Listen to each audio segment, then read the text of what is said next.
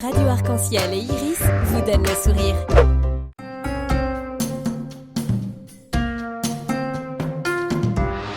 Cinq colonnes à la une. Cette semaine, les invités de 5 colonnes à la une s'appellent Lisette Maillet et Gladys Hermantraut, les productrices de l'émission Fleurs de Cannelle, que vous connaissez depuis une saison sur nos antennes. Une production qui nous fait voyager aussi bien en termes de décors et de pays que aussi de voyages intérieurs. On profite de votre présence et de votre expertise pour parler terrain également. Et aujourd'hui, on parlera des engagements associatifs que vous menez ici dans notre région.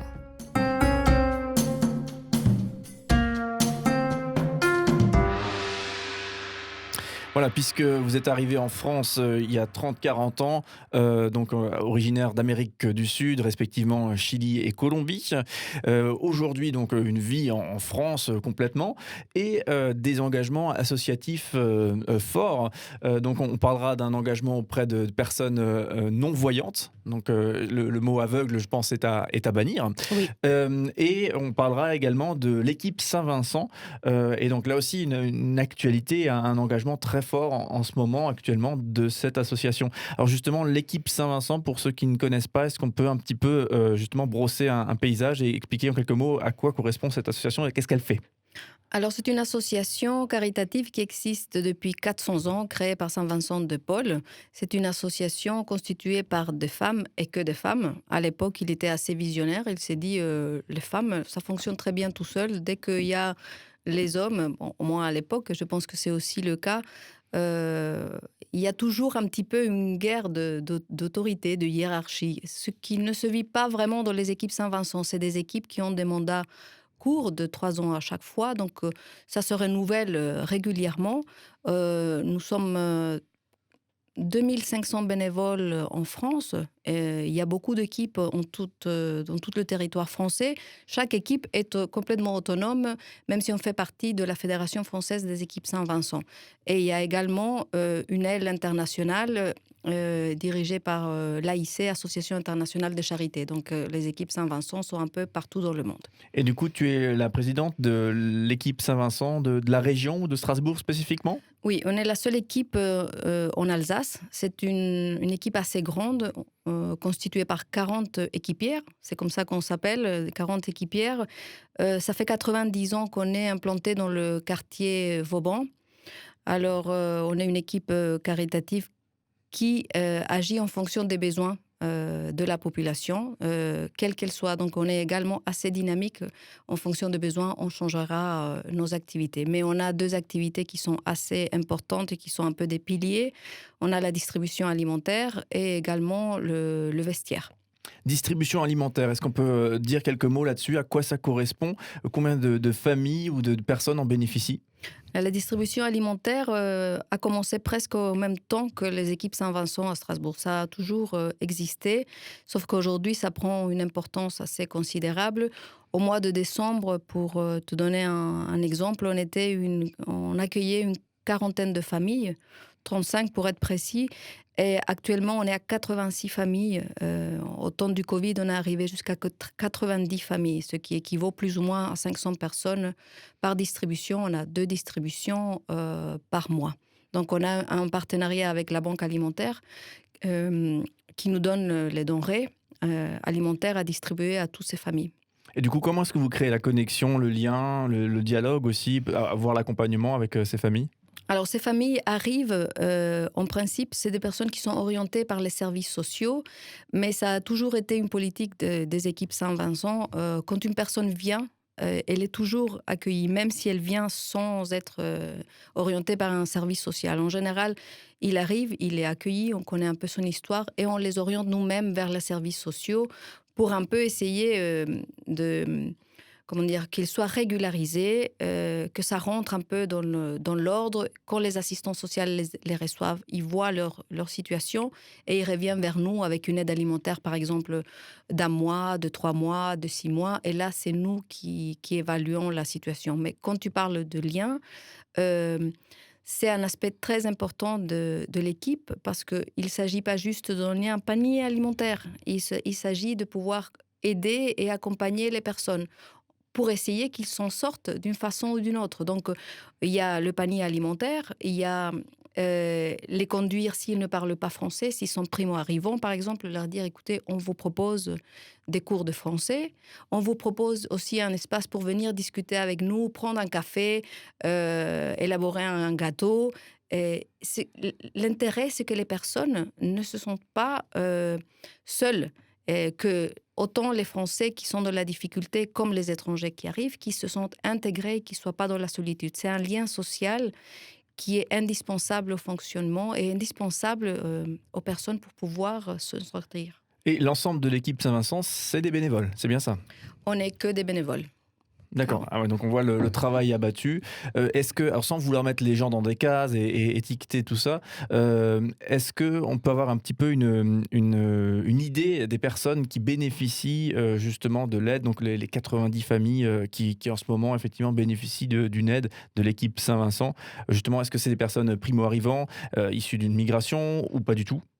Alors, en décembre, j'aurais pu dire qu'il y avait de plus en plus de personnes qui arrivaient, de demandeurs d'asile ou des personnes en régularisation, mais on avait quand même plus de la moitié qui étaient des personnes du territoire, donc des Français. Tout a changé avec le Covid parce qu'on se retrouve avec des personnes qui sont de notre quartier, qui viennent d'un peu plus loin. C'est des personnes qui avaient des petits boulots, des personnes qui habitent le territoire depuis un bon moment, étrangers ou pas, et qui se sont retrouvées complètement démunies. Tu peux voir la détresse des personnes dans leurs yeux. C'est des personnes parfois que tu te dis qu'elles ne devraient pas être là.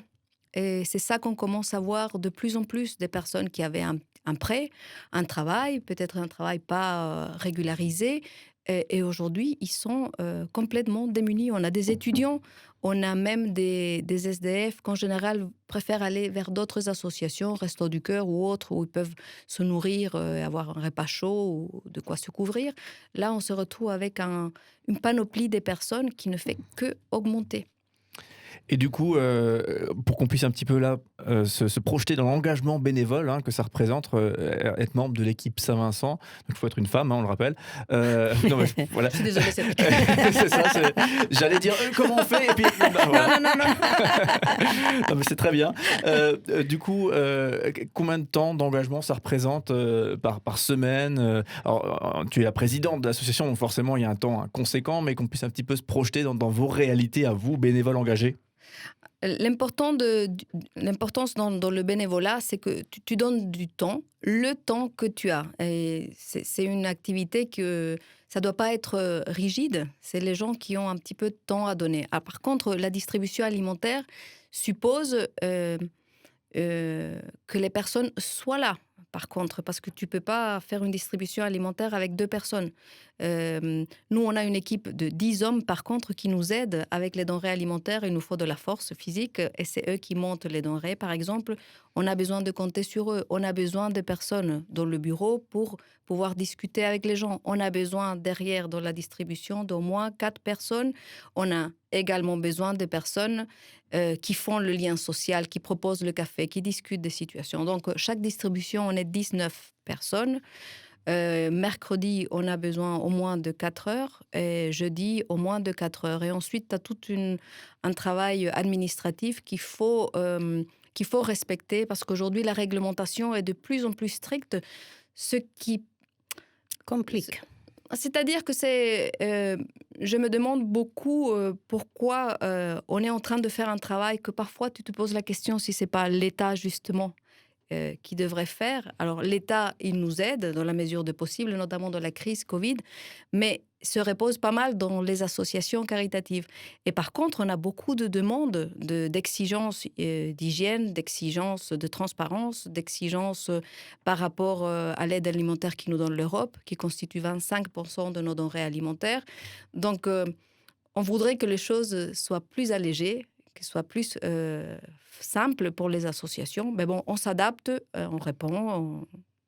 pour que ça fonctionne. Voilà, équipe Saint-Vincent, j'imagine que si on cherche un engagement bénévole, eh bien, on peut s'engager notamment auprès de l'équipe Saint-Vincent. Vous êtes les bienvenus.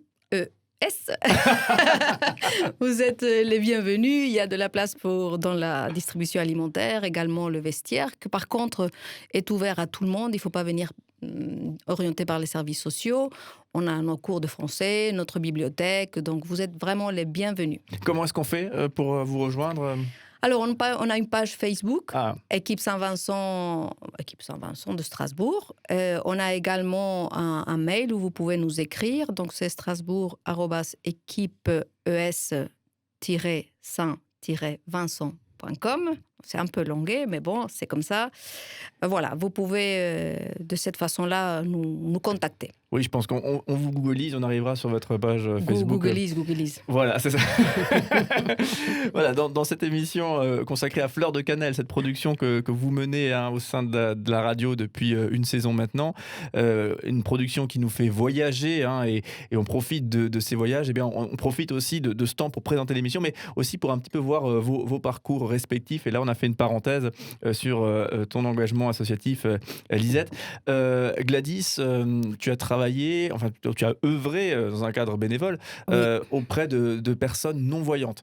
Oui. Est-ce que tu peux nous raconter cette expérience qui, aujourd'hui, c'est plus en cours, mais en tout cas une expérience qui a été apparemment assez... marquante. Voilà, effectivement. Qu'est-ce qui s'est passé ? Qu'est-ce que tu as fait exactement ? Et s'occuper des personnes handicapées, pour moi, ou approcher les personnes handicapées, c'était très difficile et ça a été très, très important pour moi d'œuvrer au milieu de cette association, non, parce que c'est les petites sœurs des aveugles qui sont à Still, dans un château, qui m'ont appelé pour donner une collaboration. Et apprendre à approcher un non-voyant, à lui apprendre par exemple, nous avons fait une sortie pour faire du ski avec eux, alors qu'ils ne voient pas. Donc, ils étaient collés. On était collés et nous les guidions.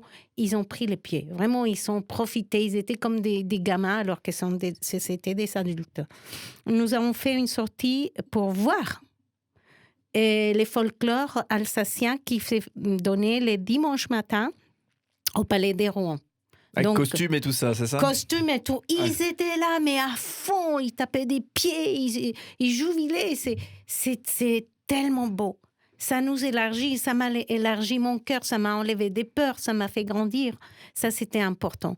Et donc, faire des sorties avec eux, partager avec eux, parler avec eux, travailler avec eux, c'était très, très, très beau pour moi. Et du coup, ça c'est quelque chose, une thématique que j'aime beaucoup, mais la relation finalement à la personne en situation de handicap, ça t'a, on pourrait le dire, presque délivré de préjugés que tu avais en leur direction. Je dirais plus que des préjugés, c'était des blocages, des peurs. Et j'ai aussi œuvré dans une association actuelle, elle est actuelle, qui s'appelle SOS Femmes Enceintes. C'est une association chrétienne. J'étais écoutante pendant plusieurs années. Et là, c'était pour aider les femmes qui s'est retrouvées avec une grossesse non désirée, donc pour l'écoute, les guider, les aider si elles décidaient d'avoir l'enfant. Il y a un vestiaire et donc ça a été aussi très important parce que là on défend la vie et là on a aidé des jeunes femmes, des femmes en général, à sortir des situations très difficiles. Et ça a été une expérience aussi très positive pour moi.